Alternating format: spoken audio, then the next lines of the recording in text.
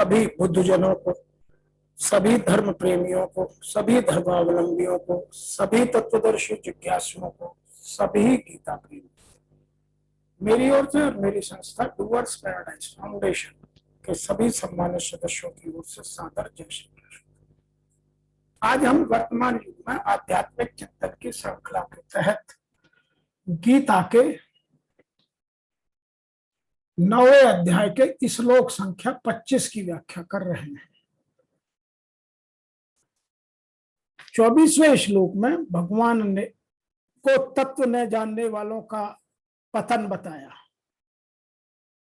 भगवान को तत्व से न जानने वालों का पतन बतलाया और इस श्लोक में उपासना के अनुसार फल प्राप्ति का कथन, जिसको ऋषि वेद व्यास जी इस तरह से लिखते हैं।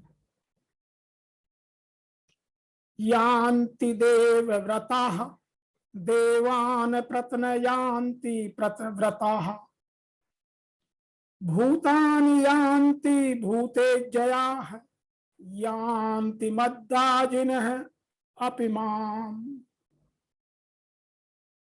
देवताओं का पूजन करने वाले शरीर छोड़ने पर, सकाम भाव से देवताओं का पूजन करने वाले शरीर छोड़ने पर अर्थात मृत्यु हो जाने पर देवताओं को प्राप्त होते हैं, और पितरों का पूजन करने वाले पितरों को प्राप्त होते हैं, भूत प्रेतों का पूजन करने वाले भूत प्रेतों को प्राप्त होते हैं, परंतु मेरा करने वाले मुझे ही प्राप्त होते हैं। इसका तात्पर्य यह होता है कि वास्तव में सब कुछ भगवान का ही स्वरूप है, परंतु जो भगवान के सिवाय कोई दूसरी भी स्वतंत्र सत्ता मानता है उसका उद्धार नहीं होता।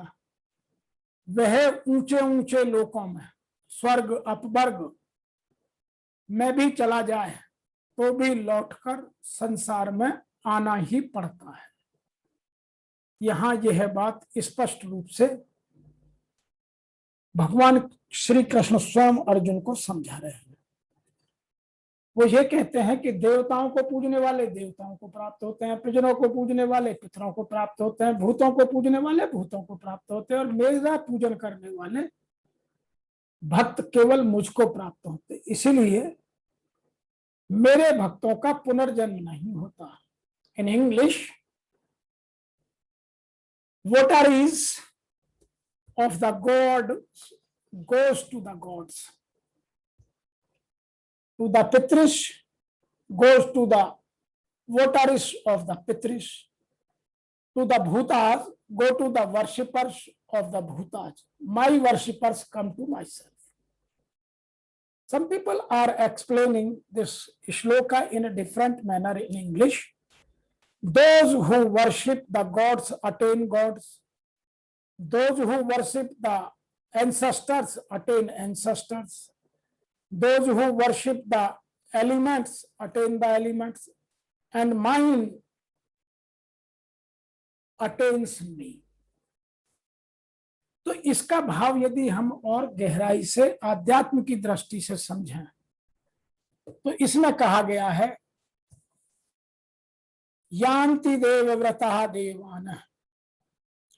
भगवान को ठीक तरह से न जानने के कारण भोग और ऐश्वर्य को चाहने वाले पुरुष वेदों और शास्त्रों में वर्णित नियमों, व्रतों, मंत्रों, पूजन विधियों आदि के अनुसार अपने अपने उपस्थ देवताओं का विधि विधान से संगोपांग पूजन करते हैं, अनुष्ठान करते हैं और सर्वथा उन देवताओं के परायण हो जाते हैं, जैसे गीता के 7वें अध्याय के 20वें श्लोक में कहा। वे उपास्य देवता अपने अपने उन भक्तों को अधिक से अधिक ऊंचे से ऊंचा फल यही देंगे कि वो अपने अपने लोकों में ले जाएंगे, और जिन लोकों में वो रहते हैं भगवान कहता है कि वहां से पुनरावृत्ति है, वहां से तो लौट कर आना है, तो फिर उसका फायदा नहीं होता। 23वें श्लोक में भगवान ने बताया कि देवताओं का पूजन भी मेरा पूजन है, परंतु वह पूजन अविधि पूर्वक है।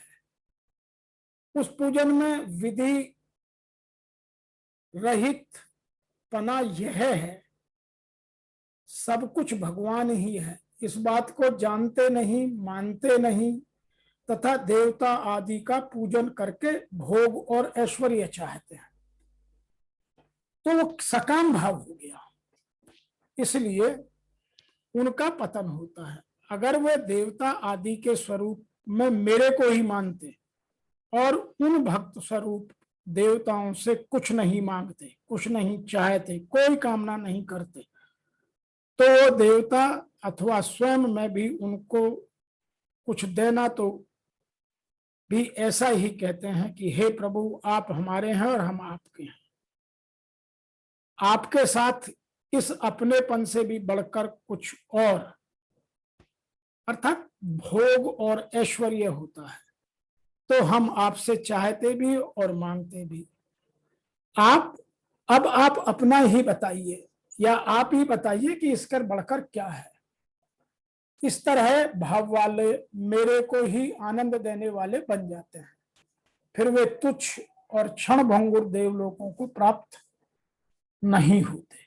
ऐसा भगवान ने स्वयं स्पष्ट रूप से जिज्ञासु अर्जुन को सुनाया। आगे लिखते हैं, पितृयान्ति पितृव्रता, जो सकाम भाव से पितरों को पूजते हैं वो पितरों को प्राप्त होते हैं,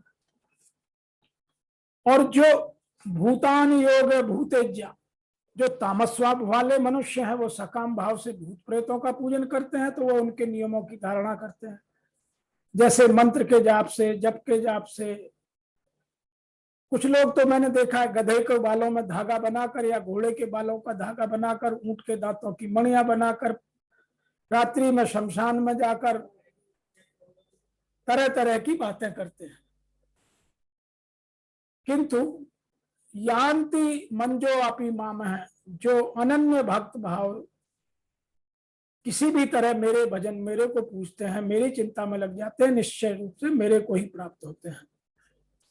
सांसारिक भोग और ऐश्वर्य है कि कामना वाले मनुष्य अपने अपने इष्ट का पूजन आदि तत्परता से लगे रहते हैं, वो उन्हीं को पाते हैं, और जो मुझे पूछते हैं वो मुझको पाते हैं, जो पितरों को पूछते हैं वो पितरों को पाते हैं।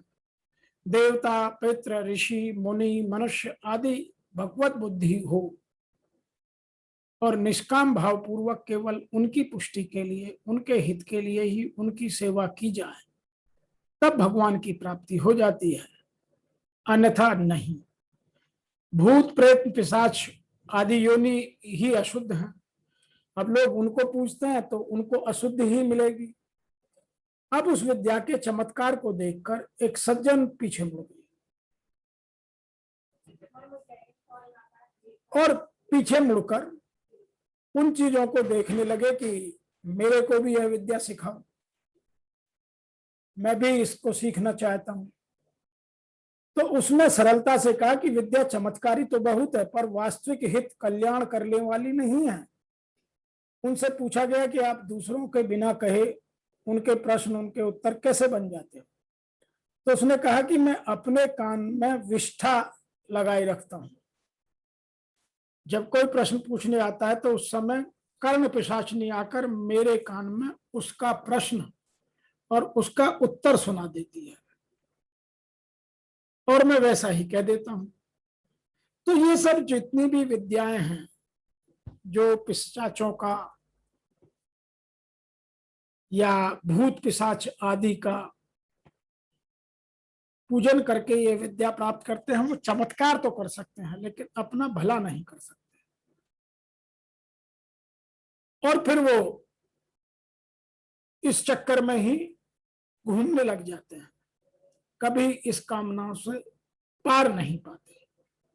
इसका तात्पर्य यह हुआ कि देवता, पितृ आदि उपासना के स्वरूप से त्याज्य नहीं है, परंतु भूत प्रेत पिशाच आदि की उपासना रूप से भी त्याज्य हैं, उनकी पूजा नहीं होनी चाहिए। लेकिन यह मनुष्य लालच में, बिना परिश्रम के धन कमाने में, लोगों को धोखा देने में, लोगों को ठगने में, माया का रूप दिखाने में, उनकी पूजा करके कुछ तंत्र विद्या सीख लेता है और उनसे लोगों को भटकाता रहता है और तरह तरह के चमत्कार दिखाने का प्रयास करता है, लेकिन स्वयं फंसता चला जाता है। हाँ, परमार्थिक साधक भूत प्रेतों के उद्धार के लिए उनका श्राद्ध तर्पण करते हैं। कारण है कि भूत प्रेतों को अपना इष्ट मानकर उनकी उपासना करना ही पतन का कारण है। उनके उद्धार के लिए श्राद्ध करना, तर्पण करना, पिंड दान करना, पिंड को जल देना, इन सब बातों में कोई दोष नहीं है। उनका भी भला हो जाता है और आपका भी भला होता है। संत महात्माओं के द्वारा अनेक भूत प्रेत पिशाच आदि का उद्धार हुआ है। तो भगवान ने यहाँ यह बात स्पष्टता से हमें समझाने की कोशिश की है, लेकिन हम लालच में, कामना में, ममता में, आसक्ति में इन चीजों को छोड़ते ही नहीं है, इन चीजों में फंसते जाते हैं। और वर्तमान युग में यदि मैं गीता के इस 9वें अध्याय के 25वें श्लोक की आज के परिप्रेक्ष्य में व्याख्या करूं तो सीधा भाव यह निकलता है कि भगवान कह रहे हैं कि हे अर्जुन, देवताओं को पूजने वाले देवताओं को प्राप्त होते हैं। देवता है तो परवर्ती सत्ता, वे अपने सदकर्मानुसार जीवन व्यतीत करते हैं। पितरों को पूजने वाले प्रत्नों को प्राप्त होते हैं, अर्थात अतीत में उलझते जाते हैं। और भूतों को पूजने वाले भूत होते हैं, शरीर धारण करते हैं और मेरा भक्त केवल मुझे ही पूछता है और मुझ में ही साक्षात स्वरूप हो जाता है, उसका पतन नहीं होता। इतना ही नहीं, आगे के श्लोक में भगवान ये भी कहते हैं कि मेरी पूजा की विधि भी बहुत सरल है। मैं अन्य लोगों की तरह बहुत कुछ उल्टा पुल्टा लोगों से नहीं चाहता। मैं तो सरलता और प्राकृतिक भाव से द्वेषों को मुझे समर्पित करके मेरे समर्पण हो जाओ, बस। तो आज के इस गीता के 9वें अध्याय की श्लोक संख्या 25 में हम केवल इतना समझ पाए कि देवताओं को पूजने से हम देवता लोक तक जाएंगे, पितरों को पूजने से हम पितृलोक तक चले जाएंगे, और भूतों को पूजने से तो हम केवल भूतों में उलझकर पास्ट में बिकते रहेंगे। हाँ, भगवान की निष्काम भाव से यदि भक्ति करें, श्रद्धा से समर्पित होकर उसका स्मरण करें, तो यह आत्मा परमात्मा में विलीन हो जाती है। यह गीता हमें स्पष्ट रूप से समझाती है। आज के इस श्लोक की व्याख्या में इतना ही।